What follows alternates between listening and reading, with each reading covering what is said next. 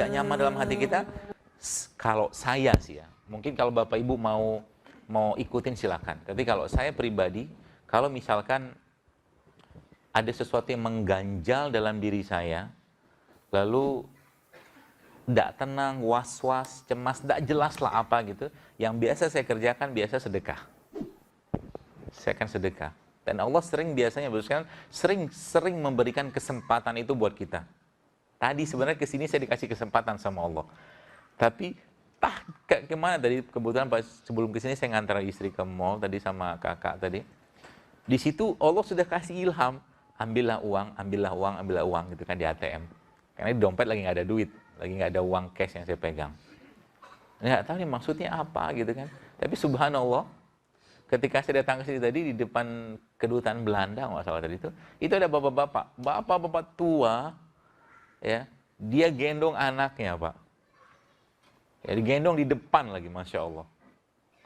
Apa pesan Allah di situ? Pasti ada.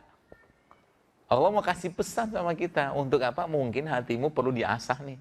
Nih, asahannya.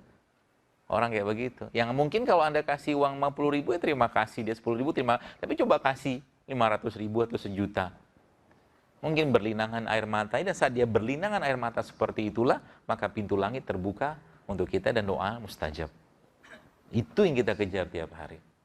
Dan hal seperti itu banyak dalam kehidupan kita.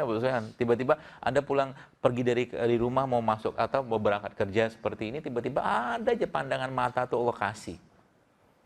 Dalam Islam, kalau kita sudah tahu bagaimana dahsyatnya kebaikan, kita tidak akan pernah mau kehilangan momen sekalipun untuk apa? Untuk melakukan kebaikan. Contoh gini, misalkan ini penuh, misalkan ya, tempat ini penuh. Terus Anda lihat ada tempat di depannya kosong.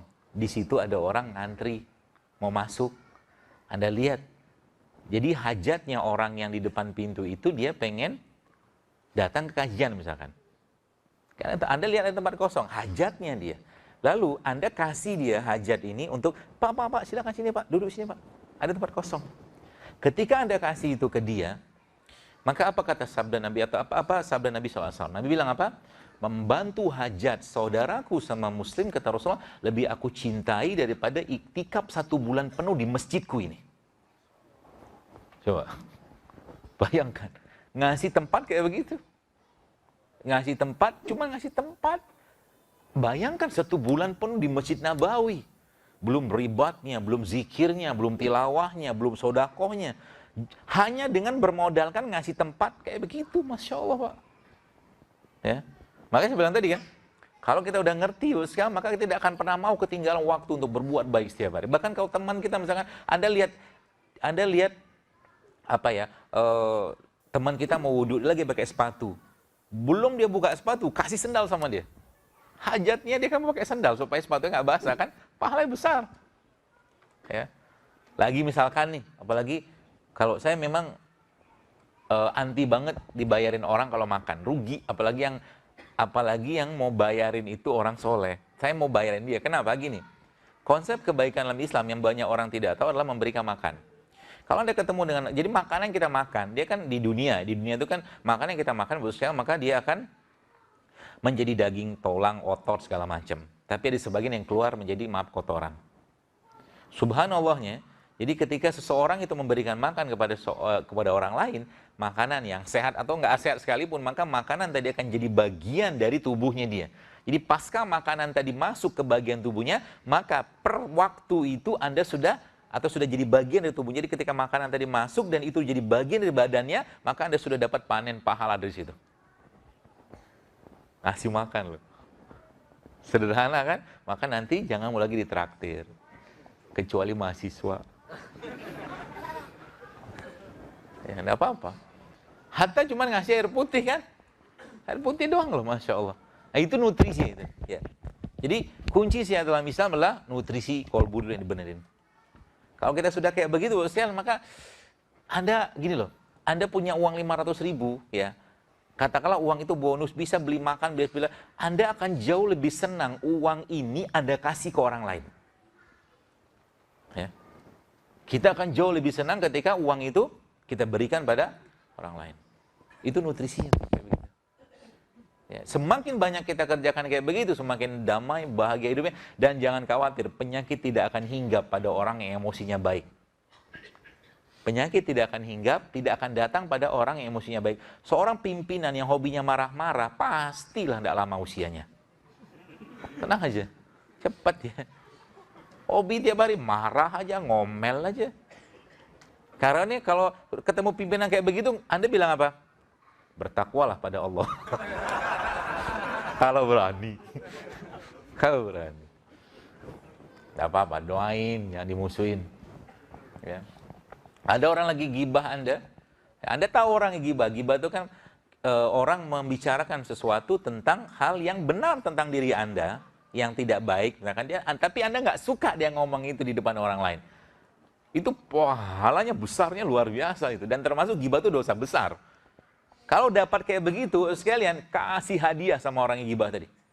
Kasih makanan, kasih anggur, kasih kurma. Makasih ya, gitu kan. Panen pahala terus. Nanti kalau di yaumil hisab, Anda bisa bilang sama Allah, ya Allah, aku pengen minta apa? Aku mau pahala puasa orang ini ya Allah. Aku mau pahala hajinya ya Allah. Maka saya bahagia banget sekarang ya. Kalau ada orang yang ngomongin saya. Tinggal saya ngomong sama Allah nanti, ya Allah saya mau pahala tahajudnya dia ya Allah. Sampai orang itu bangkrut nanti, dosanya kita limpahkan sama dia. Silakan fitnah, silakan gibah. Ya, maka Islam ya, bos sekalian menganjurkan sangat untuk apa? Untuk kita menjaga hati, ya, menjaga kolbu tadi. Urusan orang lain tidak perlu kita urus, enggak usah diurus. Ya, ibu-ibu misalkan lihat temannya pakai jilbab warna ungu. Tanya macam-macam, jilbabnya bagus ya, beli di mana ya? Berapa sekilo? Bersekilo. Berapa satu buah, satu pieces, macam-macam tanya. Tapi dia nggak ada juga mau beli jilbab, cuma nanya doang. Ini kan nggak ada urusan sama dia. Ya, jadi nggak usah ribet dengan urusan orang. Urus diri kita sendiri saja. Orang tanya apa? Jawab sederhana, cukup. Mau kemana? Ke pasar. Selesai kan? Ya, kalau saya biasa ada satu jawaban saya yang saya suka banget pakai, dan kalau sudah jawaban itu saya keluarkan, orang nggak tahu lagi mau ngomong apa. Dokter kenapa pakai baju biru? Nggak apa-apa. Nggak apa-apa. Suka-suka saya, gue nggak apa-apa. Mau dia apa? Ini mau ngomong apa lagi? Anda misalkan gini. Jadi kalau sudah kita ya membiasakan diri untuk ya berhemat dalam bicara. Kalau nggak penting nggak usah ngomong gitu loh. Bagi Anda yang pengen program hamil, salah satu tips hamil yang pernah saya tulis di buku saya itulah tidak banyak ngomong. Nabi Zakaria kan gitu. Waktu mau hamil istri beliau ya, itu kan 3 hari beliau nggak bisa ngomong kan, cuman zikir, tasbih, tahmid gitu, seperti itu, zikir saja yang bisa. Nah kalau mau pengen punya anak ya banyak ngomong, zikir gitu terus, istighfar gitu terus, nanti dapat anak insya Allah. Seperti itu.